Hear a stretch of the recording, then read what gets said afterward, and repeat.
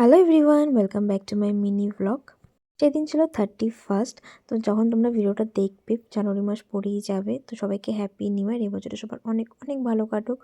তো বাড়িতে দিদি এসেছিলো, তো হঠাৎ করে ঠিক হলো দিদি বাড়ি যাবো, কারণ অনেকদিন ধরে যাওয়া হয় না, যেহেতু দিদিও এসেছিলো। তো মা বলো একটু গিয়ে ঘুরে আয়।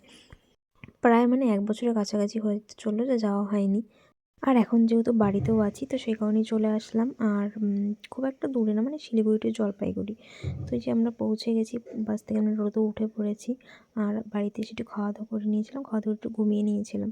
আগের দিন মা পিঠে বানিয়েছিল, তো সেটাই দিয়ে দিয়েছিল সন্ধ্যাবেলা, সেটা দিয়ে টিফিন করে নিয়েছিলাম।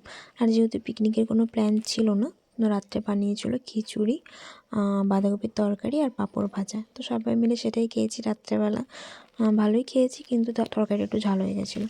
খাওয়া দাওয়া করতে করতে 12টা বেজে গেছিলো। তো ওই যে দিদিকে ফোন করে নিয়েছিলাম, আর ওইদিকে ও করছিল পিকনিক, তো ওইদিকেই ব্যস্ত ছিল। তো যাই হোক, এই ভিডিওটা এই পর্যন্তই। ভালো লাগলে অবশ্যই একটা লাইক অ্যান্ড সাবস্ক্রাইব করে দেবে। টাটা।